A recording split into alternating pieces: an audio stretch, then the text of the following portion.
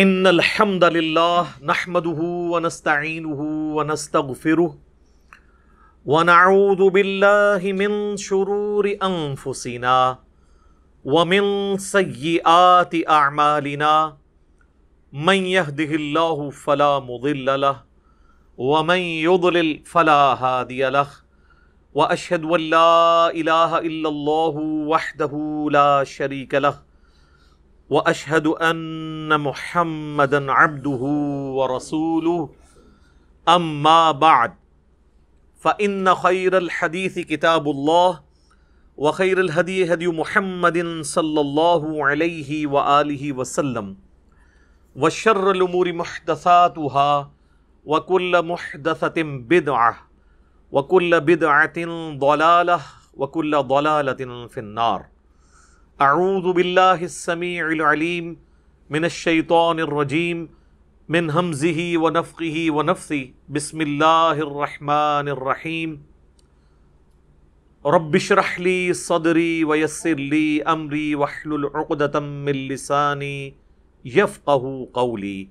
بسم اللہ الرحمن الرحیم ان اللہ وملائکتہ یصلون علی النبی یا ایہا الذین آمنوا صلوا علیہ وسلموا تسلیما. اللہم صل علی محمد وعلی آل محمد کما صلیت علی ابراہیم وعلی آل ابراہیم انک حمید مجید. اللہم بارک علی محمد وعلی آل محمد کما بارکت علی ابراہیم وعلی آل ابراہیم انک حمید مجید. اللہم ربنا آتنا فی الدنیا حسنة وفی الآخرة حسنة وقنا عذاب النار. ربنا آتنا من لدنک رحمة وہیئ لنا من امرنا رشدا. لا الہ الا انت سبحانک انی کنت من الظالمین. حسبنا اللہ ونعم الوکیل. یا حی یا قیوم برحمتک استغیث ولا حول ولا قوة الا باللہ العلی العظیم. آمین. پچھلی دفعہ ہماری گفتگو یہاں پر کنکلوڈ ہوئی تھی کہ سیدہ مریم سلام اللہ علیہا کے پاس سیدنا زکریا علیہ السلام نے اسپیشل قسم کے پھل دیکھے اور انہوں نے جب ان سے پوچھا کہ یہ آپ کے پاس کہاں سے آئے تو بجائے انہوں نے یہ کہنے کہ حضرت آپ کا ہی فیض ہے، یہ مرشد کی نگاہ کرم ہے، حالانکہ مرشد وہ پیغمبر بھی تھے، انہوں نے کہا کہ یہ اللہ کی طرف سے آئے ہیں. تو وہاں پر حضرت زکریا علیہ السلام کو ایک بات کلک کی کہ اگر اللہ تعالیٰ سیدہ مریم کو بغیر موسم والے پھل دے سکتا ہے تو مجھے بھی اس بڑھاپے کے اندر اولاد یعقوب کا وارث عطا فرما سکتا ہے جو میرے بعد ہیکل سلیمانی کی خدمت کرے، اس خانقاہ کو چلائے جو خالصتاً توحید کے لیے قائم کی گئی تھی. یہ کوئی صوفیاء والی خانقاہ نہیں تھی بلکہ دعوت توحید والی خانقاہ. اس کی ڈیٹیلز سورہ مریم میں آتی ہیں. بڑی لجاجت کے ساتھ انہوں نے دعا کی، دعا کا کچھ حصہ اس میں بھی آیا ہے، وہاں پر تو بڑی ڈیٹیل کے ساتھ ہے کہ اے اللہ میں بوڑھا ہو چکا ہوں، میرا سر سفیدی سے چمک اٹھا ہے، میری بیوی بھی بانجھ ہے، وہ بھی بڑھاپے کی آخری حالت کو پہنچی ہوئی ہے، پھر بھی مجھے اولاد عطا فرما جو اولاد یعقوب، حضرت یعقوب بن اسحاق بن ابراہیم علیہم السلام یعنی بنی اسرائیل کا وارث ہو. تو اللہ تعالیٰ نے انہیں ایک بیٹے کی خوشخبری دی، اور پچھلی دفعہ آیا تھا کہ اس بیٹے کا نام اللہ تعالیٰ نے خود یحییٰ رکھ دیا، اور یہ بھی بتا دیا کہ یہ بیٹا اللہ کا خاص کلمہ ایک آنے والا ہے دنیا میں، یعنی عیسیٰ ابن مریم علیہم السلام، ان کی تصدیق کرنے والے ہوں گے، اور یہ سردار ہوں گے سیدنا یحییٰ اور عورتوں سے بچنے والے. یہاں پر یہ گفتگو آیت نمبر 39 پہ کنکلوڈ ہوئی تھی. اب 40 نمبر آیت سے سٹارٹ کرتے ہیں. اعوذ باللہ من الشیطان الرجیم بسم اللہ الرحمن الرحیم. قال رب انا یکون لی غلام. انہوں نے کہا کہ اے میرے رب میرے ہاں اولاد کیسے ہو سکتی ہے؟ وَقَدْ بَلَغَنِيَ الْكِبَرُ وَامْرَأَتِي عَاقِرٌ، جبکہ میں بڑھاپے کے آخری درجے کو پہنچ چکا ہوں اور میری بیوی بھی بانجھ ہو چکی ہے۔ ظاہر ہے کہ آلموسٹ 50 ایئرس کے بعد جب مینسز آنا بند ہو جاتے ہیں تو پھر عورت سے اولاد پیدا ہونے والا سلسلہ آلموسٹ امپاسبل ہو جاتا ہے، الا ماشاء اللہ۔ اب یہ لمحہ فکریہ ہیں آیات ان لوگوں کے لیے جو بعض اوقات صحیح بخاری اور صحیح مسلم کی احادیث کے اوپر تان کرتے ہوئے کہتے ہیں کہ یہ لاجیکلی پاسبل نہیں ہے، یہ پیغمبروں کی توہین اس میں لازم آ جائے گی۔ تو اگر ان کی یہ ڈاکٹرن مانی جائے تو یہ قرآن میں جو آیت ہے کہ ایک پیغمبر جس کا اللہ پر یقین ہے، جو اللہ کا نمائندہ ہے اس دنیا پہ، ہمیں انبیاء کے ماننے کی وجہ سے یقین ہے کہ اگر کسی نبی کو آ کر کوئی فرشتہ بشارت دیتا ہے تو وہ ضرور پوری ہوگی۔ تو حضرت زکریا علیہ السلام اس کے باوجود وہ کہہ رہے ہیں، دعا بھی خود مانگی ہے ایک طرف اسی امید کے ساتھ کہ اللہ تو کچھ بھی کر سکتا ہے، اس کے باوجود اس بات کی کوئی ضرورت نہیں تھی کہ وہ اللہ سے کہتے کہ میری اولاد کیسے ہوگی، میں تو بوڑھا ہو چکا ہوں، میری بیوی بانجھ ہے۔ اللہ تعالیٰ تو ان اسباب کا محتاج نہیں ہے۔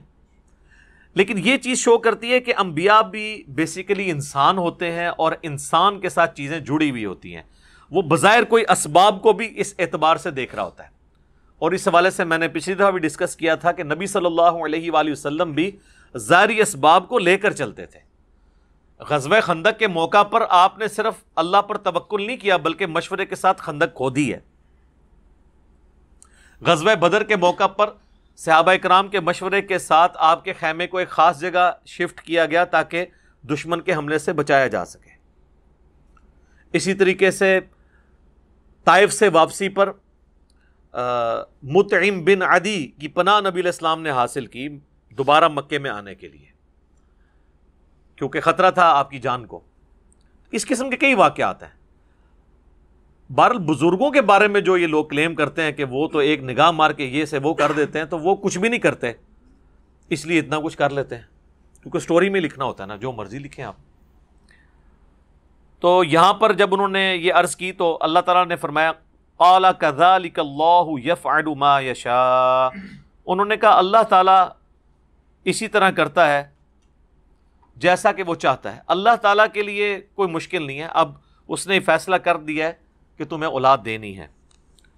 قَالَ رَبِّ اجْعَلْ لِي آیَةً، تو انہوں نے کہا کہ اے اللہ اب سسپینس تو ہے نا، ظاہر ہے اب کیسے ہوگی، کیا سلسلہ ہوگا، تو انہوں نے کہا میرے لیے کوئی ایسی نشانی مقرر کر دے کہ میں یعنی وہ ٹی ناٹ سٹارٹ کر دوں وہاں سے، کہ یہاں سے اب یہ سب کچھ آثار نظر آنا شروع ہو گئے۔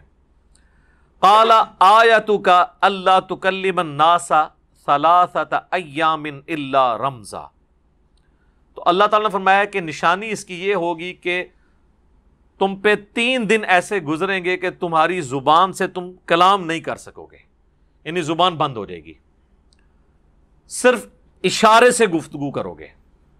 تو جب یہ ہو جائے تو سمجھو کہ یہ ٹی ناٹ سٹارٹ ہو گیا یہاں سے۔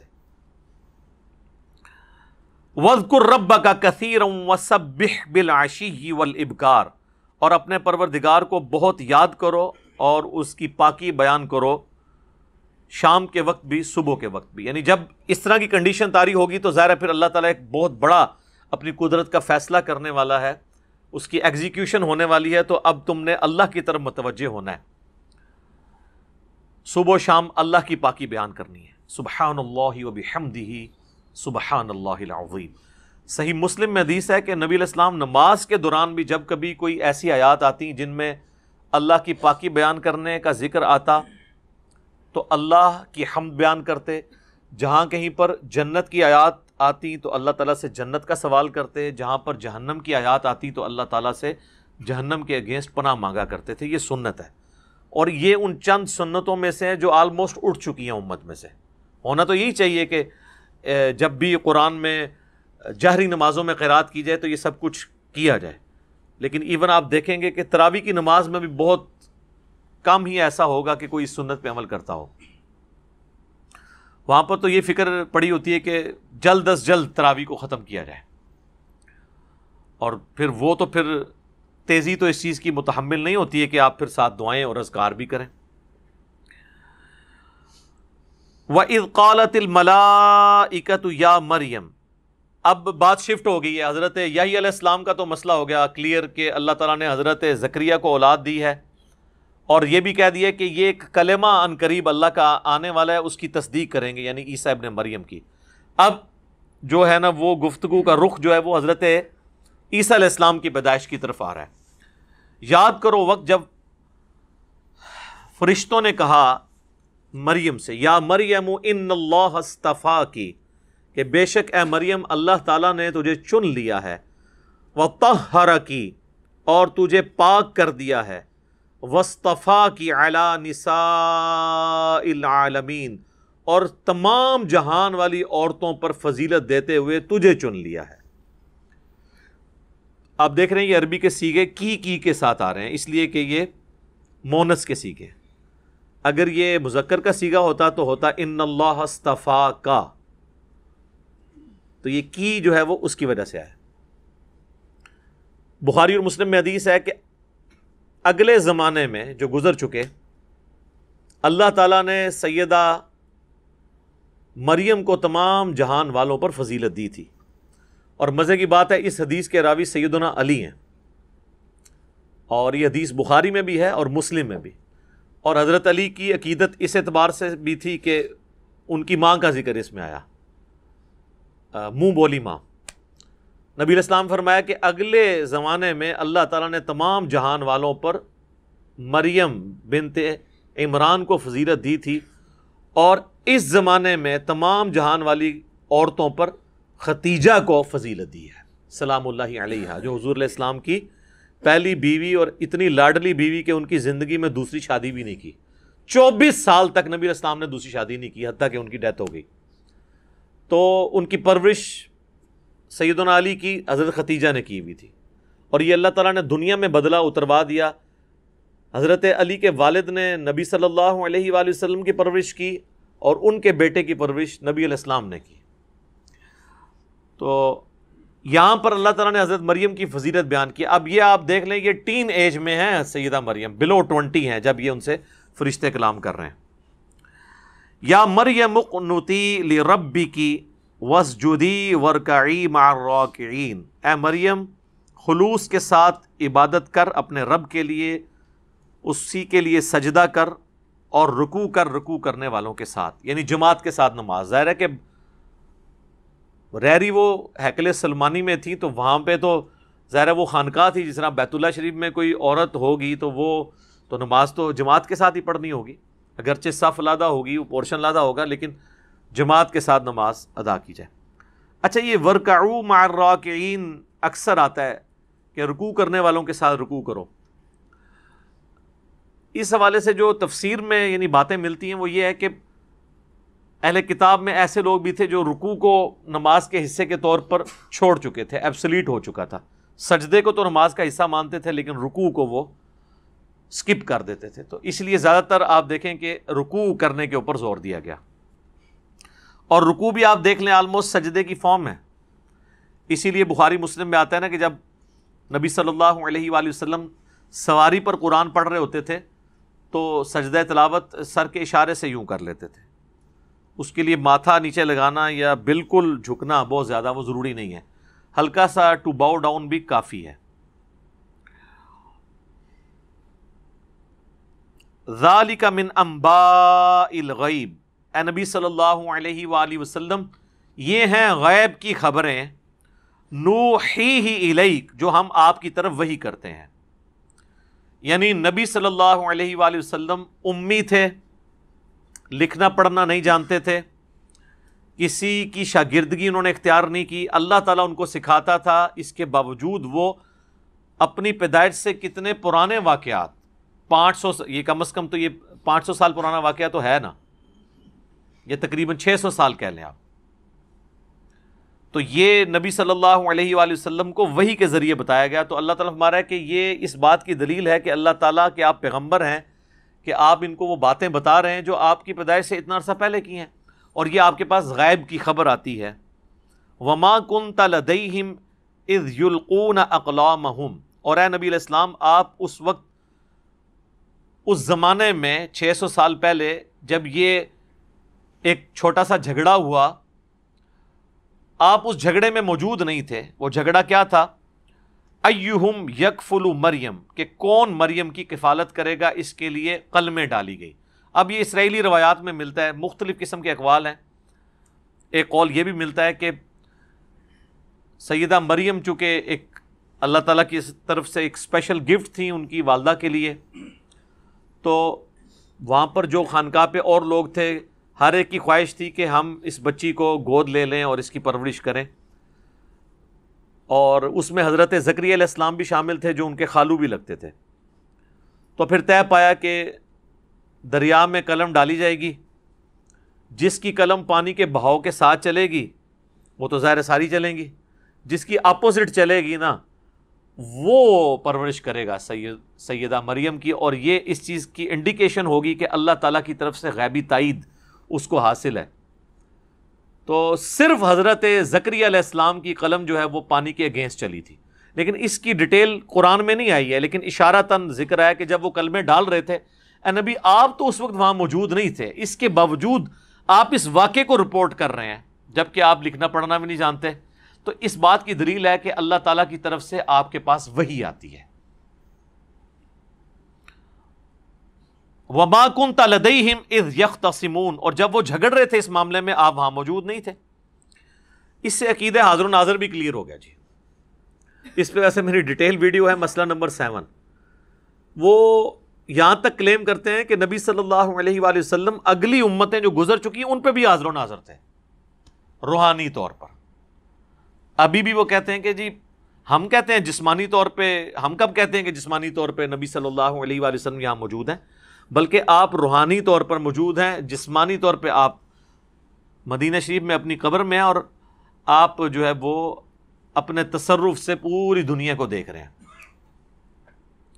دلیل مانگیں تو دلیل ان کے پاس کوئی نہیں ہے، دلیل ماننے کے اوپر 295C ہے، کوئی دلیل پہ قرآن و سنت سے ہونی چاہیے، اس کو اپنی طرف سے بنا، تو وہ پھر اس قسم کے دلائل وہ جو ہے نا ان کے رد کے لیے کافی ہیں کہ نبی علیہ السلام کو کہا جا رہا ہے آپ وہاں پہ موجود نہیں تھے، وہ کہتے ہیں جی یہ آپ اس بات کو سمجھے نہیں ہیں، یہی تو یہ اس سے تو علم غیب کا جو عقیدہ وہ والا حاضر و ناظر، ایک تو علم غیب والا عقیدہ تو درست ہے کہ جو اللہ بتاتا ہے، وہ کہتے ہیں حاضر و ناظر اس سے ثابت ہو رہا ہے کہ اللہ تعالیٰ فرما رہا ہے کہ اے نبی 600 سال پہلے ایک واقعہ ہوا، آپ وہاں پہ موجود نہیں تھے، اس کے باوجود آپ یہ بتا رہے ہیں، اللہ یہاں تو لکھا ہے کہ اللہ کی غیبی خبر کی وجہ سے، وہ کہتے ہیں نہیں، اس کے اندر امپلائڈ ہے کہ آپ وہاں موجود نہ ہو کر بھی عالم ارواح میں اس واقعے کو ہوتا ہوا دیکھ رہے تھے۔ لکھا کہاں ہوا ہے؟ کوئی نہیں۔ ہم کہتے ہیں یہاں پہ تو لکھا ہے کہ وہاں پہ آپ موجود نہیں تھے، وہ کہتے ہیں یہ لکھا ہے نا کہ موجود نہیں تھے، یہ تو نہیں لکھا کہ دیکھ نہیں رہے تھے۔ چلو حاضر و ناظر میں سے آدھا عقیدہ تو فارغ ہو گیا نا، حاضر تو ختم ہو گیا، وہ کہتے ہیں ناظر تو تھے، ناظر کو بھی ختم کرتے ہیں جی، یہ جو آپ نے غلط عقیدہ گھڑا ہے۔ قرآن میں ایک آیت ایسی ہے جس میں اللہ تعالیٰ نے دونوں چیزوں کی نفی کر دی ہے، اور وہ ایک آیت میرا خیال ہے اسی لیے اللہ تعالیٰ نے امت کی ہدایت کے لیے قرآن کو بھیجا ہے۔ سورۃ القصص میں اللہ تعالیٰ نے سیم یہی گفتگو حضرت موسیٰ علیہ السلام کے بارے میں کی، کیونکہ موسیٰ علیہ السلام تو نبی علیہ السلام سے آلموسٹ آپ سمجھ لیں 2000 سال پہلے ہیں، 1400 قبل مسیح حضرت موسیٰ علیہ السلام کا زمانہ ہے، اور اوپر کے 600 سال ڈال لیں تو نبی صلی اللہ علیہ وآلہ وسلم سے 2000 سال پہلے حضرت موسیٰ علیہ السلام کے سارے واقعات ہوئے ہیں، اور قرآن میں سب سے زیادہ آپ کو پتہ ہے ذکر حضرت موسیٰ علیہ السلام کا ہے انبیاء میں سے، چونکہ وہ صاحب امت پیغمبر بھی تھے۔ تو اللہ تبارک و تعالیٰ نے اسی کانٹیکسٹ میں کئی ایک جگہ پہ یہ یعنی گفتگو آئی ہے۔ سورۃ القصص جو ہے نا جی، اس میں اللہ تعالیٰ نے ایک کنکلوڈنگ آیت نازل فرمائی ہے جس میں ان دونوں چیزوں کی نفی ہوئی ہے۔ سورۃ القصص کی آیت نمبر ہے 44، جس میں اللہ تعالیٰ نے فرمایا کہ وَمَا كُنْتَ بِجَانِبِ الْغَرْبِيِّ، آپ مغرب کی جانب نہیں تھے، کوہ طور کے مغرب کی جانب، اِذْ قَضَيْنَا إِلَى مُوسَى الْأَمْرَ، جبکہ ہم موسیٰ علیہ السلام پر حکم وحی نازل فرما رہے تھے۔ یعنی آپ حضرت موسیٰ کے زمانے میں اس جگہ پر کوہ طور کے پاس موجود نہیں تھے، تو آپ یہ کیسے بیان کر رہے ہیں؟ اللہ کی وحی سے۔ وَمَا كُنْتَ مِنَ الشَّاهِدِينَ، اور نہ ہی آپ دیکھنے والوں میں شامل تھے، نہ موجود تھے نہ دیکھ رہے تھے، یعنی نہ حاضر تھے نہ ناظر تھے. اب یہاں پہ آ کے اعلیٰ حضرت احمد رضا بریلوی صاحب نے ترجمہ ہی چینج کر دیا اور ترجمہ یہ کیا کہ نہ آپ حاضر تھے نہ موجود تھے. ایک ہی لفظ یعنی مختلف الفاظ استعمال کر دیے. شاہد کا ترجمہ باقی ہر جگہ وہ حاضر و ناظر کرتے ہیں, یہاں وہی شاہد لفظ آیا, یہاں ترجمہ بدل دیا. اور ان کے جو پوتا شاگرد ہیں مفتی احمد یار خان نعیمی صاحب, انہوں نے جال حق کے اندر یہ آیت ہی آدھی لکھ دی, جو اس بات کا ثبوت ہے, انہیں سمجھ آ گئی ہے ہمارے خلاف ہے آیت. انہوں نے آدھی آیت لکھی اور حاضر و ناظر پہ جو اعتراض کیا جاتا ہے نا جن آیات کے ذریعے, اس میں سے انہوں نے لکھا کہ یہ بھی لوگ مخالفین ہمیں یہ آیت پیش کرتے ہیں وما کنت بجانب الغربی اذ قضینا الی موسی الامر. اور اگلے جو 3 لفظ تھے, صرف کوئی یہ نہیں کہ کوئی 3 کلومیٹر لمبی تھی وہ کوئی آیت, 3 لفظ چھوڑ دیے اور کہا اس میں تو لکھا ہے کہ اے نبی تم وہاں پر موجود نہیں تھے. تو ہم بھی کہتے ہیں کہ وہاں پہ موجود نہیں تھے, لیکن وہاں پہ ناظر تھے, دیکھ رہے تھے, اور وہ اسی آیت میں ہے وما کنت من الشاہدین, اور آپ دیکھ بھی نہیں رہے تھے. یہ آیت کا ٹکڑا ہی نکال دیا بیچ میں سے. لیکن ہم پھر بھی کہتے ہیں کلمہ گو مسلمان ہیں. ہو سکتا ہے کہ ان کو کاتب کی غلطی ہو, کتابیں چینج ہو گئی ہوں, جو مرضی آپ کہانیاں کراتے رہیں, اللہ کو جواب دیں گے. ہمارا کام صرف ایکسپوز کرنا ہے کہ ان لوگوں نے کس طریقے سے قرآن کے عقائد میں اپنا لقمہ ڈالنے کی کوشش کی ہے. وَلِعَاذُ بِاللَّهِ تَعَالَى آمین. اذ قالت الملائکۃ یا مریم ان اللہ یبشرک. وہ وقت یاد کرو جب فرشتوں نے کہا کہ اے مریم بے شک اللہ تعالیٰ تمہیں خوشخبری دیتا ہے بکلمۃ من, اس کی جانب سے خاص کلمہ, اسمہ المسیح عیسی ابن مریم, نام اس کا ہوگا عیسیٰ ابن مریم, اور وہ مسایہ بھی ہوں گے, مسیح ہوں گے.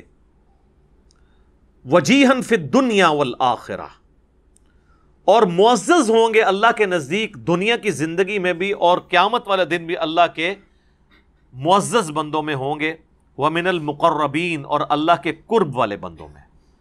اب یہ بہت بڑی فضیلت سیدہ مریم کے لیے کہ ان کے ہاں جو اولاد پیدا ہونے والی ہے, اور اللہ کا خاص کلمہ کہا کیونکہ سیدہ مریم کی شادی نہیں ہوئی تھی. یہ اب آگے ذکر بھی آ جائے گا. معجزانہ طور پر پیدائش ہوئی. ویسے تو ہم سب اللہ کا کلمہ ہے, کیونکہ اللہ تعالیٰ فرماتا ہے کہ جب میں کسی چیز کا ارادہ کرتا ہوں کن فیکون, ہر کن ایک کلمہ ہے اللہ کا, جس کے اگینسٹ چیزوں کی تخلیق اللہ تعالیٰ فرماتا ہے. لیکن وہ خاص اس لیے ہیں کہ ان کا باپ نہیں تھا, صرف ماں تھی, تو اس لیے اللہ نے ان کو اپنے ساتھ منسوب کیا. اور آگے چل کر سورۃ المائدہ میں آئے گا کہ اللہ کی روح, اللہ کی طرف سے خاص روح. اب روح تو مخلوق ہے, اللہ کی روح سے مراد یہ نہیں کہ اللہ کی اپنی روح, اللہ تعالیٰ تو ان چیزوں سے پاک ہے, اللہ کی طرف سے روح. وَنَفَخْتُ فِيهِ مِن رُوحِي, جو حضرت آدم علیہ السلام کے لیے آیا. اور آگے چل کے اللہ تعالیٰ پھر عیسائیوں کو جو ہے نا الزامی جواب کے طور پہ, پھکی کے طور پہ فرمائے گا کہ بھئی اللہ کے نزدیک تو عیسیٰ کی مثال آدم کی سی ہے. اور مزے کی بات ہے کہ کرسچنز حضرت آدم کو تو اللہ کا بیٹا نہیں مانتے, اللہ کا بندہ مانتے ہیں, حالانکہ وہ زیادہ حقدار ہیں کہ انہیں اللہ کا بیٹا کہا جائے, کیونکہ حضرت عیسیٰ کی تو ماں تو پھر بھی تھیں, حضرت آدم علیہ السلام کی تو ماں بھی نہیں تھی تو باپ بھی نہیں تھا. تو اگر میتھمیٹیکلی کیلکولیشن کی جائے تو ان کا ویٹیج زیادہ بنتا ہے. وَيُكَلِّمُ النَّاسَ فِي الْمَهْدِ وَكَهْلًا, اللہ تعالیٰ ماتا ہے کہ وہ لوگوں سے گفتگو کرے گا ماں کی گود میں بھی, چھوٹی عمر کے اندر بھی, شیرخارگی میں بھی, اور بڑے ہو کر بھی. وَمِنَ الصَّالِحِينَ, اور وہ نیکوکاروں میں سے ہوگا. قالت ربی انا یکون لی ولد, تو انہوں نے عرض کی کہ اے اللہ میرے ہاں اولاد کیسے ہو سکتی ہے. وَلَمْ يَمْسَسْنِي بَشَرٌ, جبکہ مجھے کسی مرد نے بطور شوہر چھوا تک نہیں ہے. کیونکہ اللہ تعالیٰ نے دنیا میں ریپروڈکشن کا سلسلہ جو ہے وہ میل اور فیمیل کے ساتھ رکھا ہے. تو اب یہ ان کے لیے سوال تھا کہ بھی مجھے تو کسی نے چھوا نہیں ہے, اور یہ سارے سمٹمز شروع ہو گئے ہیں ایک جو پریگننٹ عورت کو شروع ہوتے ہیں. قال كذلك اللہ یخلق ما یشاء, تو فرشتے نے بشارت دی کہ یوں ہی اللہ تعالیٰ چاہتا ہے جو پیدا فرمانا چاہتا ہے. اذا قضا امرا, جب وہ کسی چیز کا ارادہ کر لیتا ہے, فَإِنَّمَا يَقُولُ لَهُ كُن فَيَكُونُ، تو بس اس نے تو یہی کہنا ہوتا ہے کہ ہو جا تو وہ چیز ہو جاتی ہے۔ اچھا اس میں یاد رکھیے گا تخلیق کے لیے اللہ نے ٹائم پیریڈ رکھا ہوا ہے۔ کن فن یکون کا مطلب یہ نہیں کہ وہ فوراً ہی ایگزیکیوٹ ہو کے فائنل چیز بن جائے گی، نہیں، بیج آپ بوتے ہیں تو اسے پھلدار درخت بننے کے لیے کچھ سال چاہیے، لیکن بیکٹیریاز کو ریپروڈیوس کرنے کے لیے سیکنڈز چاہیے، اور وائرسز کس طرح سیکنڈز کے بھی کتنے حصے میں ملٹی پلائی ہوتے جاتے ہیں۔ ہاتھی کی جو فیمیل ہے 22 مہینے چاہیے اسے، انسانوں کے کیس میں 9 مہینے ہیں، خرگوش کے کیس میں 1 مہینہ ہے۔ تو اللہ تعالیٰ نے تخلیق کے یہ جو سسٹم بنایا ہے نا، کن فیکون تو اللہ کا فیصلہ ہے، اس کی ایگزیکیوشن میں ٹائم لگتا ہے۔ آم کے درخت کو فروٹ دینے کے لیے 8 سال چاہیے، بونے سے لے کر اینڈ رزلٹ تک، اور کئی پودے ایسے ہیں جو آپ کو 4 یا 5 مہینے میں فروٹ دینا شروع کر دیتے ہیں، ٹماٹر۔ تو یہ اللہ تعالیٰ نے اس کے لیے ٹائم پیریڈ خود جیسا چاہا سیٹ فرمایا۔ وَيُعَلِّمُهُمُ الْكِتَابَ وَالْحِكْمَةَ، اور اللہ تعالیٰ اسے کتاب و حکمت سکھائے گا، یعنی تیرے بیٹے عیسیٰ کو، وَالتَّوْرَاةَ وَالْإِنجِيلَ، اور تورات اور انجیل بھی۔ تورات ان سے پہلے نازل ہو چکی تھی، اس کا علم بھی دے گا، اور انجیل ان پر نازل ہوگی۔ وَرَسُولًا إِلَىٰ بَنِي إِسْرَائِيلَ، اور وہ رسول بنا کر بھیجے جائیں گے بنی اسرائیل کی طرف، یعنی وہ پوری انسانیت کے لیے پیغمبر نہیں ہوں گے، بنی اسرائیل کے لیے ہوں گے، اور بنی اسرائیل کے لیے بھی نبی نہیں ہوں گے، رسول ہوں گے۔ اور رسول کا مطلب یہ ہے کہ جو ان سے ٹکر لے گا نا تو وہی تباہ و برباد ہوگا، اللہ تعالیٰ ان کی اسپیشل پروٹیکشن فرمائے گا۔ انبیاء تو قتل بھی ہوئے ہیں، شہید بھی ہوئے ہیں، لیکن رسولوں کی اللہ تعالیٰ اسپیشل پروٹیکشن فرماتا ہے۔ بس رسولن الی بنی اسرائیل، اور بیچ میں 25 سال سکپ کر دیے اللہ نے۔ سورہ مریم میں تو آتا ہے وہ جب پھر بچہ لے کر آئیں تو علماء کرام نے عرض کی، ظاہر ہے وہ علماء کرام تھے نا یار، اور کون تھے یہودیوں کے، عام آدمی تو نیڑے نہیں کو لگن دیتا۔ علماء کرام نے کہا کہ بھئی آپ تو مطلب آپ کے خاندان میں بھی ایسا کوئی برائی کرنے والا نہیں تھا، اور یہ آپ بچہ کہاں سے لے کے آئی ہیں، آپ کی کوئی شادی نہیں ہوئی، کوئی ایسا مسئلہ نہیں ہے۔ تو انہوں نے بچے کی طرف اشارہ کیا تو وہ دودھ پیتا بچہ بول اٹھا کہ میں اللہ کا پیغمبر ہوں، اللہ نے مجھے کتاب دی ہے، اور اللہ تعالیٰ نے مجھے خوش بخت بنایا ہے، اپنی ماں کے ساتھ اس نے سلوک کرنے والا۔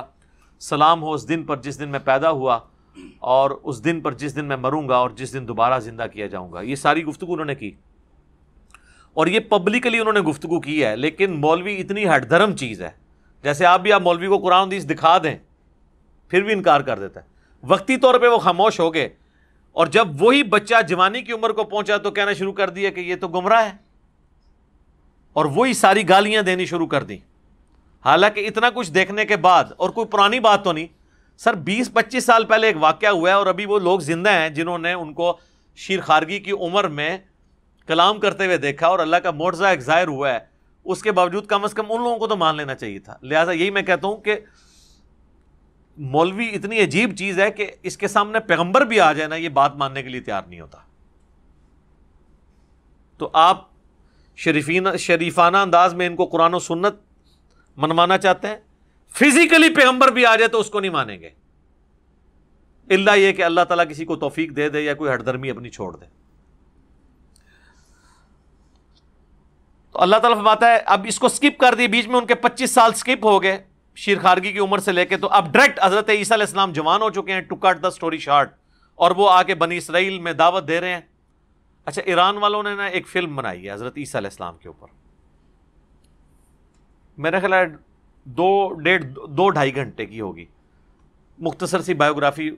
ظاہر ہے کہ وہ سمجھ رہے تھے کہ بھئی عیسائی جو ہیں وہ حضرت عیسیٰ علیہ السلام کا اپنا ورژن پیش کر رہے ہیں، کبھی وہ فلم بناتے ہیں پیشن آف دا کرائسٹ کے نام سے، اور اس طریقے سے مختلف فلمیں انہوں نے بنائی ہیں، کنگ آف دا کنگز۔ تو وہ اپنا ورژن پیش کر رہے ہیں، تو مسلمان بھی پیش کریں کہ جو اصل ورژن ہے، تو اچھے طریقے سے انہوں نے اس کو فلمایا ہے۔ اس میں بھی انہوں نے یہ سین بھی فلمایا کہ جب وہ جاتے ہیں یروشلم میں اور جا کے علماء کرام کے سامنے دعوت رکھتے ہیں، جس طرح آپ بھی سمجھتے ہیں کہ علماء تو مطلب دین پیے ہوئے ہیں، یہ فوراً مان لیں گے، تو حضرت عیسیٰ ابن مریم وہاں پہ جا کے ان کے سامنے وہی کرتے ہیں کہ ان کی غلطیاں ہائی لائٹ کرتے ہیں، جو ان کے اندر خرابیاں ہوتی ہیں، تو وہ پھر ان کے قتل کا فتویٰ جاری کر دیتے ہیں اور انہیں ان تکلیف سے پھر گزرنا پڑتا ہے۔ اینڈ پہ اللہ تعالیٰ ان کو زندہ آسمانوں پہ اٹھا لیتا ہے ان کے شر سے بچا کر، اور قرب قیامت میں جب وہ اتریں گے تو پھر انہی یہودیوں سے بدلہ لیں گے، کیونکہ انبیاء کے انکار کرنے والوں سے پھر اللہ تعالیٰ بدلہ لیتا ہے۔ حضرت عیسیٰ علیہ السلام کے اٹھائے جانے کے بعد بھی یہودیوں پہ عذاب کی کئی ایک قسطیں آئی ہیں۔ ایک فائنل قسط جو ہے وہ آئے گی جب یہ دجال کے ساتھ ملیں گے تو عیسیٰ ابن مریم ان کے خلاف قتال کریں گے۔ اس پہ میرا مسئلہ نمبر 12 ریکارڈڈ ہے، جسے شوق ہے وہ دیکھ سکتا ہے۔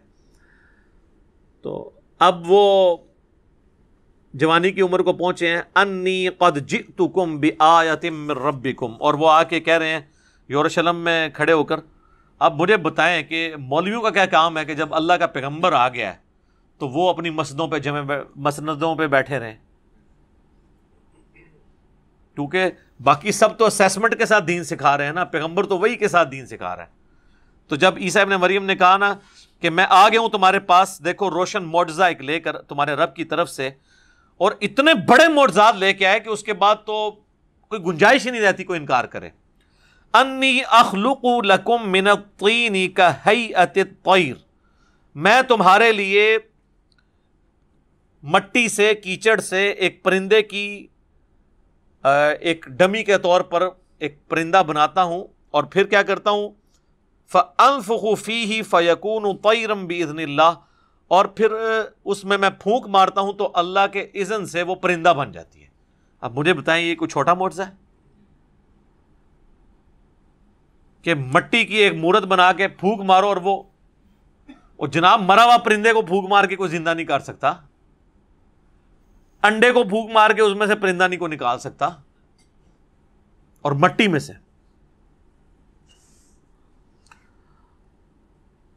وَأُبْرِئُ الْأَكْمَحَ وَالْأَبْرَصَ وَأُحْيِي الْمَوْتَى بِإِذْنِ اللَّهِ، اب 3 معجزات اور ہیں، اور میں تندرست کر دیتا ہوں مادرزاد اندھے کو، اور کوڑی کے جو جزام کے مریض ہیں ان کو بھی شفا دیتا ہوں، اور مردوں کو بھی زندہ کرتا ہوں اللہ کے اذن سے۔ اچھا، اللہ کے اذن تو امپلائیڈ ہی تھا، لیکن آپ دیکھیں سارے معجزات کے ساتھ بھی اذن اللہ آ رہا ہے، تاکہ یہ عقیدہ کلیئر ہو کہ پیغمبر کے اپنے اختیار میں کوئی چیز نہیں ہوتی ہے، اللہ کے اذن سے ہوتی ہے۔ اور پیغمبروں کا اذن تو ثابت ہے، بابوں کا اذن آپ کو ثابت کرنا پڑے گا۔ وہ کہتے ہیں جی بابوں کا اذن کہاں سے ثابت کریں، بابے تو قرآن کے بعد آئے ہیں، تو ہم کب کہہ رہے ہیں قرآن میں سے نکالیں؟ ہم کہہ رہے ہیں آپ جو بابوں کے بارے میں کلیم کر رہے ہیں لائیں، کر کے بتائیں، ہمارے سامنے آ جائیں۔ یہ گھوڑا یہ میدان، میں نے تو بڑا آسان سا فارمولہ دیا ہے کہ میں اپنی میکینیکل انجینئرنگ کا، مشین ڈیزائن کا یا اسٹرینتھ آف مٹیریل کا فارمولہ لکھتا ہوں، کوئی بھی بابا دنیا کا اس کو دیکھ کے پڑھ کے بتا دے۔ پڑھ کے سمجھنا تو بڑی دور کی بات ہے، وہ تو کہانی ختم کہ لکھا کیا ہے، اس کو صرف بتا دے کہ لکھا کیا ہے، اس کا مطلب کیا ہے وہ چھوڑ دے۔ مطلب تو ان کو قرآن کا بھی نہیں پتا ہوتا، تو اس کا بھی نہ ہو تو خیر ہے، لیکن کم از کم پڑھ کے تو بتا دیں، دیکھ کے۔ جو بندہ دل کا حال جان سکتا ہے دیکھ کے تو پڑھ ہی سکتا ہے نا۔ تو یہ کہتے ہیں نا جی قرآن سے آپ کو حدیث سے کہاں دکھائیں، ہم نے یہی مثالیں پیش کرنی ہے نا۔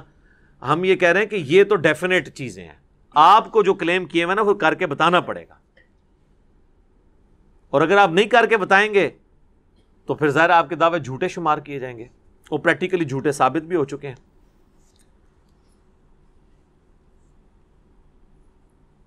آپ اندازہ کریں کہ ایک مادر ذات اندھا ہے جس کی آنکھیں نہیں ہیں یا آنکھوں کے ڈھیلے بھی نہیں ہیں، اس پہ ہاتھ پھیرتے تھے اور وہ آنکھیں آ جاتی تھی، وہ چھوٹا معجزہ ہے۔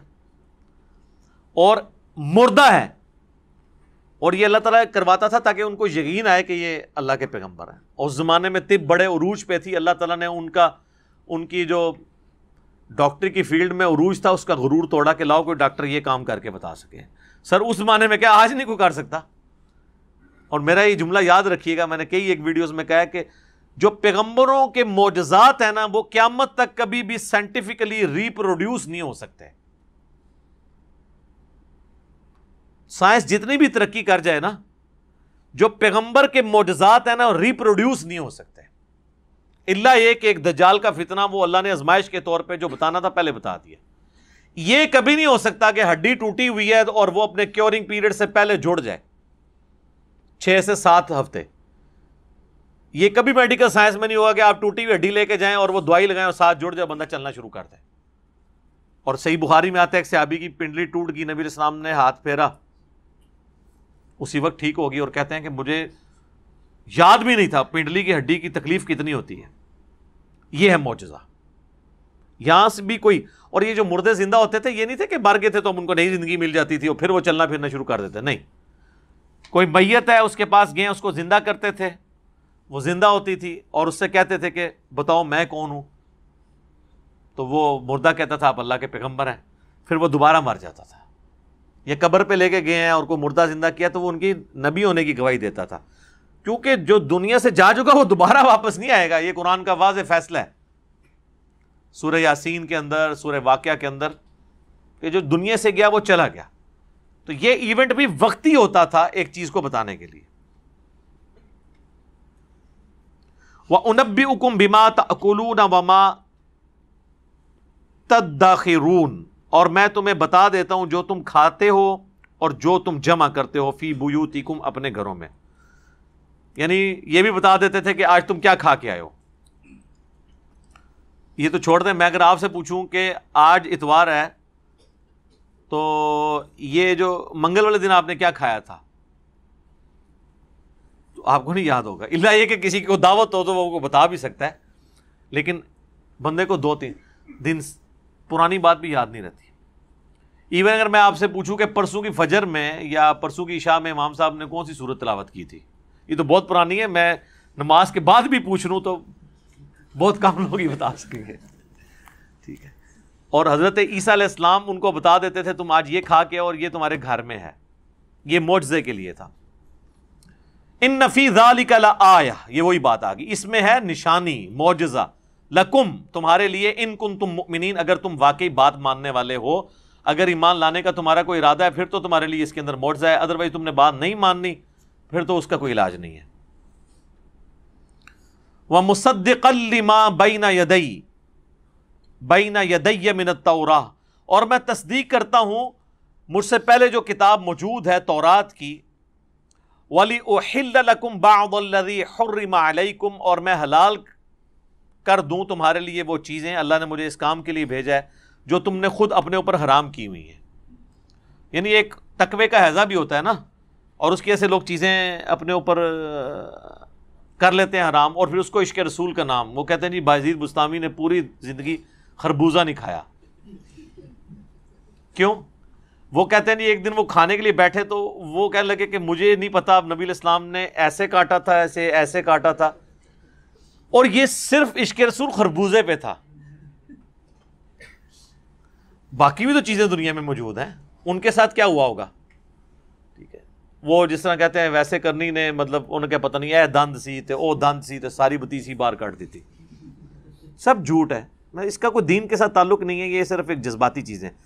تو یہ اس طرح کی پرورٹڈ جو مذہبی نیچر ہوتی ہے نا، وہ کئی ایک چیزیں اپنے اوپر خود لازم کر لیتی ہے، اور وہ کچھ چیزیں جو حلال ہیں ان کو بھی چھوڑ دیتی ہے اور اس کو نام دیتی ہے تقوی کا. اور پھر جب اگلی جنریشن آتی ہے نا، وہ پھر تقوی کے نام پہ ان چیزوں کو حرام کرنا شروع کر دیتے ہیں. تو پیغمبر اسی لیے آتا ہے کہ جو دین کے اندر بدعات داخل ہو چکی ہوتی ہیں نا، ان کو وہ دور کرتے ہیں. بعض اوقات کسی کی ذاتی پسند ناپسند ہے، اس کو لوگ دین بنا لیتے ہیں اور پھر اس کو اس طریقے سے آگے ٹریول کرنا شروع کر دیتے ہیں، اور حتیٰ کہ پھر وہ حلال و حرام والا معاملہ شروع ہو جاتا ہے. یہ ہمارے بھی اس معاشرے کے اندر اس طرح ہوتا ہے کہ کئی لوگوں نے اس طرح کی چیزیں خود سے جاری کی ہوئی ہیں اور خود سے کچھ نکالی ہوئی ہیں، اسی بنیاد کے اوپر حلال و حرام کا فیصلہ بھی کر دیتے ہیں. تو حضرت عیسیٰ علیہ السلام نے ان سے یہ جو پابندیاں تھیں وہ دور کی، اس لیے وہ آئے تھے، اگر وہ بات قبول کر لیتے. وَلِأُحِلَّ لَكُمْ بَعْضَ الَّذِي حُرِّمَ عَلَيْكُمْ وَجِئْتُكُمْ بِآيَةٍ مِّن رَبِّكُمْ، عمر تمہارے پاس بہت بڑی نشانی اللہ کی لے کے آیا ہوں، فَاتَّقُوا اللَّهَ، تو ڈر جاؤ اللہ سے، وَأَطِيعُونِ، اور میری اطاعت قبول کر لو۔ نہ اطاعت کدھر قبول کریں؟ نبیوں کے ساتھ سب سے بڑا جھگڑا ہی یہ ہوتا ہے مولویوں کا، ظاہر ہے یہ مولویوں کی بات ہے، علماء یہود کا، کہ وہ اطاعت ہی تو ان کو چبھتی ہے کہ یہ بھی تو ہماری طرح کا انسان ہے، ہم اس کے پیچھے۔ آپ ذرا امیجن کر سکتے ہیں کہ یعنی 70 80 80 90 سال کے بابے بیٹھے ہیں اور ایک 25 سال کا نوجوان لڑکا عیسیٰ ابن مریم، وہ ان کو آگے کہہ رہا ہے کہ میرے پیچھے چلو، تم لوگ غلط طریقے۔ سر آپ سوچ سکتے ہیں؟ آپ اس ادھر کی مسجد میں بابے کے مقابلے پہ آپ سفید داڑھی والا دوسرا بابا لے جانا کہ حضرت صاحب آندہ سے یہ امامت یہاں کرائیں گے، آپ ان کی اطاعت کریں۔ بچے کو تو آپ چھوڑ ہی دیں، جوان عمر کے بندے کو تو چھوڑ ہی دیں، بوڑھے کے اگینسٹ بوڑھا نہیں آپ پیش کر سکتے۔ مسندیں ہیں ان کی، ان اللہ ربی و ربکم، بے شک اللہ ہی میرا بھی رب ہے اور تمہارا بھی، فاعبدوہ، پس اسی کی عبادت کرو، ھذا صراط مستقیم، یہ ہے سیدھا راستہ۔ بس نبی کا کام دعوت ہی دینا ہوتا ہے، اور نبیوں کے ماننے والوں کو بھی صرف دعوت دینی چاہیے، دعوت منوانا آپ کا کام نہیں ہے۔ قرآن میں سورۃ البقرہ میں ہے، نبی ہم آپ سے نہیں پوچھیں گے کہ لوگ دوزخ میں کیوں چلے گئے، آپ کا کام صرف پہنچانا ہے۔ اور یہ ٹاپک تو کئی جگہ آیا کہ اے نبی آپ اپنے آپ کو اس غم سے ہلاک کر لیں گے کہ لوگ قرآن پہ ایمان نہیں لاتے ہیں۔ پھر سورہ طٰہٰ کے اندر بھی آیا کہ قرآن ہم نے اس لیے نازل نہیں کیا کہ آپ مشقت میں پڑھ لیں، طٰہٰ ما انزلنا علیک القرآن لتشقی الا تذکرۃ لمن یخشی، یہ تو اس کے لیے جو ڈر جائے، فذکر بالقرآن من یخاف وعید، اے نبی قرآن سے آپ اس کو ڈر سنائیں جو اللہ کی دھمکی سے ڈرے۔ فذکر ان نفعت الذکر، آپ تبلیغ اس کو کریں جس کو کوئی تبلیغ کرنے کا فائدہ ہو۔ سیذکر من یخشی، اسے نصیحت کریں جو ڈرتا ہو۔ ویتجنبها الاشقی، اور جو شکی ہے بدبخت ہے بات ماننے کے لیے تیار نہیں، اسے چھوڑ دیں۔ الذی یصلی النار الکبریٰ، اس کو ہم اس بڑی آگ پہ جب پیش کریں گے نا، ثم لا یموت فیہا ولا یحیا، پھر وہاں پہ وہ نہ زندوں میں ہوگا نہ مردوں میں، اس کا علاج پھر آگ ہے۔ فَلَعَلَّكَ بَاخِعٌ نَفْسَكَ عَلَىٰ آثَارِهِمْ إِن لَّمْ يُؤْمِنُوا بِهَٰذَا الْحَدِيثِ أَسَفًا، اے نبی اس غم سے آپ اپنے آپ کو ہلاک کر لیں گے کہ لوگ قرآن پہ ایمان نہیں لا رہے، آپ کا کام صرف پہنچانا ہے۔ تو نبیوں کا کام پہنچانا ہوتا ہے، حالانکہ نبی پرائمری ڈیوٹی کس کی ہے دنیا میں؟ اللہ کا پیغام پہنچانے کی، نبیوں کی۔ اگر ان کا کام بھی صرف پہنچانا ہے تو ان کے ماننے والوں کا کام اس سے کم ہی ہوگا، زیادہ نہیں ہوگا۔ یہاں زیادہ ذرا ہم اپنے اوپر لے لیتے ہیں کہ منوانا بھی ہے، نہیں، دعوت رکھیں، کو مانتا ہے مانے، نہیں، دوسرے کے سامنے رکھیں۔ سر آپ نبی علیہ السلام کو تو ایک کامیاب پرسنالٹی کے طور پہ دیکھ رہے ہیں نا، اس طرح کے تو بہت کم لوگ ہیں دنیا میں، زیادہ تر تو کوانٹیٹیولی دنیا میں کامیاب نہیں ہو سکے۔ صحیح بخاری میں حدیث ہے قیامت والے دن کئی انبیاء اس حال میں آئیں گے، کسی کے ساتھ 4 امتی، کسی کے ساتھ 3، کسی کے ساتھ 2، کسی کے ساتھ 1 بندہ ہوگا جو ان پہ ایمان لائے گا، اور کسی کے ساتھ 1 بھی نہیں ہوگا، پوری زندگی محنت کر کے ایک بندے نے بھی ان کی بات نہیں مانی ہوگی۔ تو سر یہ امت تو اللہ کی کوئی لاڈلی امت ہے کہ آج نبی کو گئے ہوئے 1500 سال ہو گئے ہیں، اس کے باوجود الحمدللہ لاکھوں کروڑوں میں ایسے لوگ ہیں جو بالکل من و عن اسی طرح کی تعلیمات کو لے کے چل رہے ہیں، تو بہت بڑا معجزہ ہے۔ ادروائز انبیاء کرام کے ساتھ تو یہ رسپانس نہیں ہوا۔ قرآن میں جو حضرت نوح علیہ السلام کے بارے میں آیا ہے، 950 سال تک تبلیغ کر کے چند لوگ، 78 کے قریب لوگ صرف ایمان لے کے آئے تھے، جو ہمیں روایتوں سے پتہ چلتا ہے۔ اور لوط علیہ السلام پہ صرف 2 بیٹیاں، قوم میں سے کوئی ایمان نہیں لے کے آیا۔ تو اللہ کے نزدیک کوانٹٹی جو ہے وہ اوتھینٹسٹی نہیں ہے بلکہ کوالٹی ہے۔ تو حضرت عیسیٰ علیہ السلام نے بھی بات رکھی، لیکن صرف 12 بندوں نے ایمان قبول کیا ہے ان کی زندگی میں، جو دنیاوی زندگی تھی اٹھائے جانے سے پہلے۔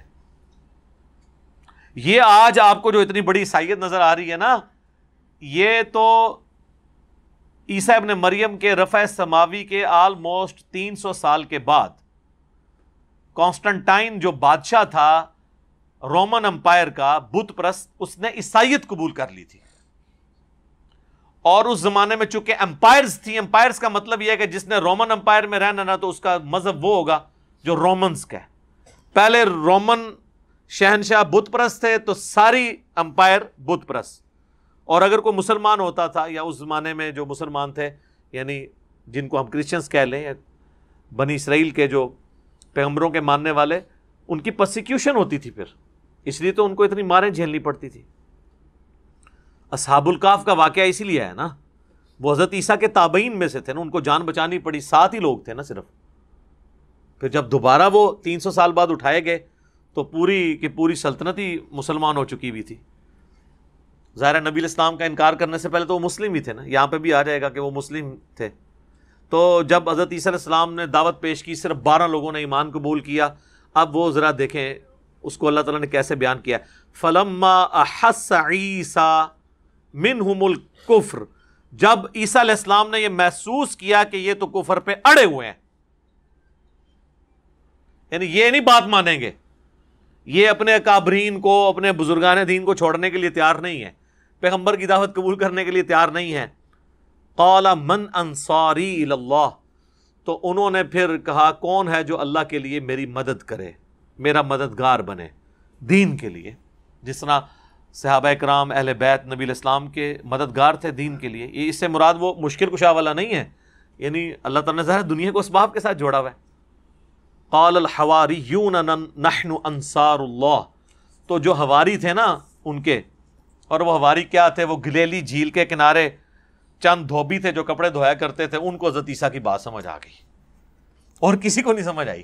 بڑے بڑے فلاسفرز اور پڑھے لکھے لوگ جو ہے نا وہ انہوں نے اپنی آخرت برباد کر لی. تو حضرت عیسیٰ علیہ السلام پر 12 وہ جو دھوبی تھے، وہ حواری، وہ خاص ساتھی ان کے، وہ ایمان لے آئے.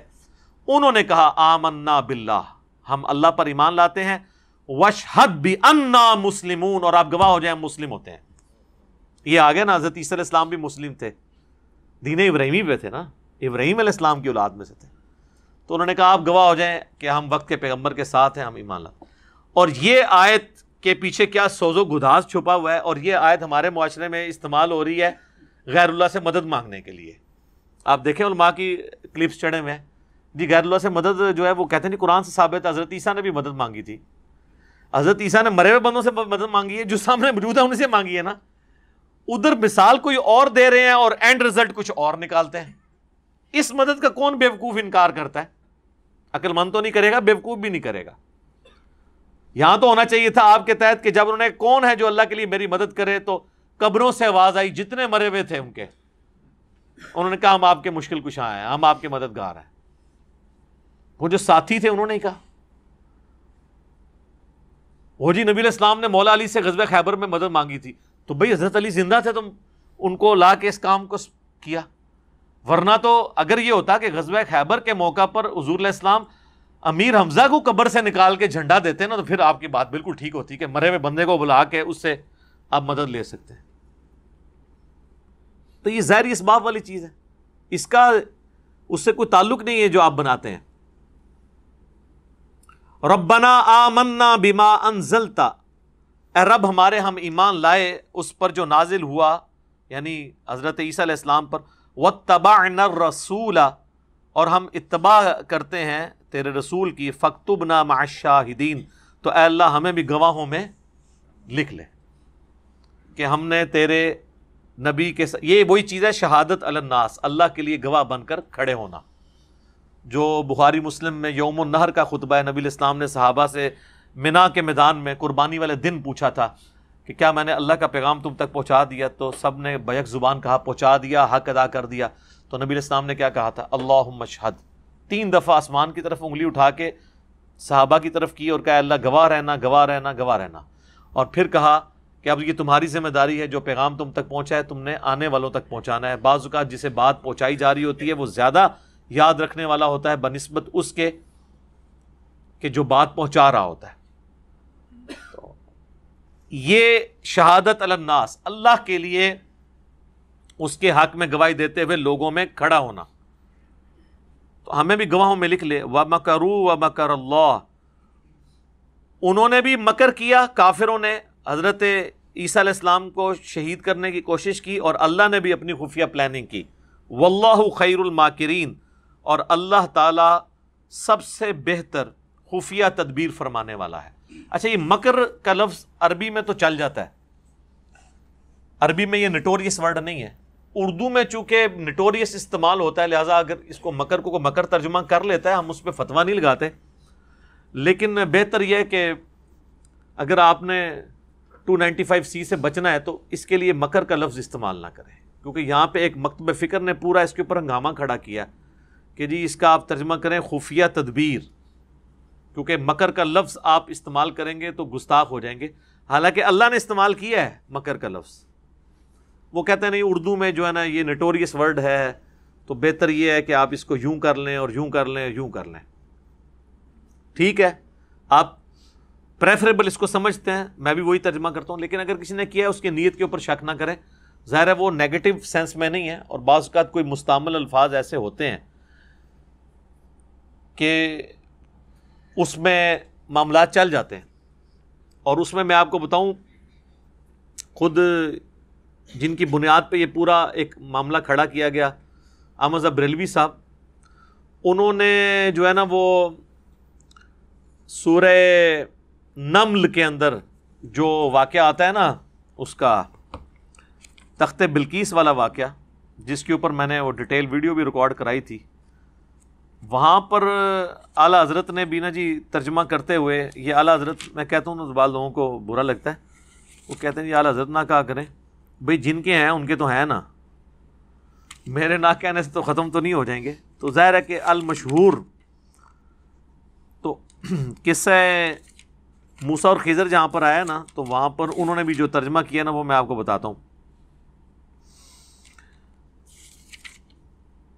ہاں جی، وہ جو قال عفریت من الجن، جو درباری موجود ہوتے ہیں، حضرت سلیمان علیہ السلام کہتے ہیں کہ کون ہے جو اس کا تخت لے آئے اس عورت کا نا، تو قال عفریت من الجن، تو جنوں میں سے ایک دیو ہیکل جن نے کہا انا آتیک بہ قبل ان تقوم من مقامک وانی علیہ لقوی امین. تو اس نے کہا کہ میں آپ کے لیے اس کو لے آؤں گا اس سے پہلے کہ آپ کی محفل برخاست ہو، اور میں اس کے اوپر قدرت بھی رکھتا ہوں اور میں امانت والا بھی ہوں. ٹھیک ہے، تو اس میں جو عفریت من الجن ہے نا، اس کا انہوں نے ترجمہ کیا ہے جی ایک خبیث جن بولا. ٹھیک ہے نا جی. اب عفریت کا ترجمہ ہے یہ کہاں سے انہوں نے نکالا؟ نیگیٹو سینس میں. تو کیا یہ جو جن تھا یہ اس پیغمبر کا صحابی نہیں تھا؟ اور قوی بھی تھا اور امین بھی. اللہ نے اس کی ورڈک نقل کیا اور اس کی کوئی نگیشن نہیں کی ہے. تو ہم یہ پوچھتے ہیں، باقی سب تو ترجمہ کر رہے ہیں قال عفریت من الجن، ایک دیو ہیکل جن بولا، انہوں نے اس کو کیا ایک خبیث بولا، خبیث جن.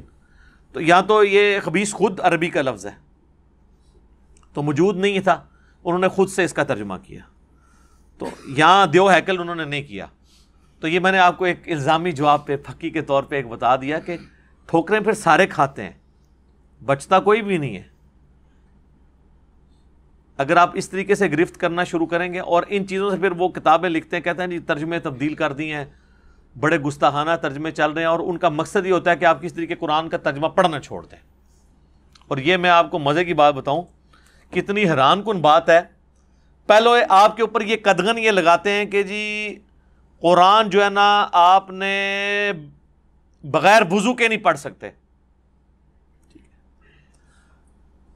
اور اسی وجہ سے ظاہر ہے کہ پھر کئی لوگ تو بیچارے پڑھنے قابل نہیں رہتے، وضو تو صرف نماز کے لیے کرتے ہیں. اگر کوئی بیچارہ وضو کر کے بیٹھ جائے نا، اس سے اگلی پھکی یہ دیتے ہیں کہ ڈائریکٹ قرآن نہیں پڑھ سکتے. پہلے وضو کی شرط لگائی ہوئی تھی، جب سمجھنے کے لیے بیچارہ وضو کر کے بیٹھا تو کہتے ہیں جی ڈائریکٹ نہیں آپ پڑھ سکتے. اچھا جی کس سے پڑھیں جا کے؟ وہ کہتے ہیں جی کسی عالم سے جا کے پڑھیں. عالم کے پاس جاتے ہیں تو وہ کہتے ہیں اس کو سمجھنے کے لیے 18 علوم چاہیے. تو کوئی عالم نہیں آپ کو ملے گا جو 18 علوم کے نام بھی بتا سکے.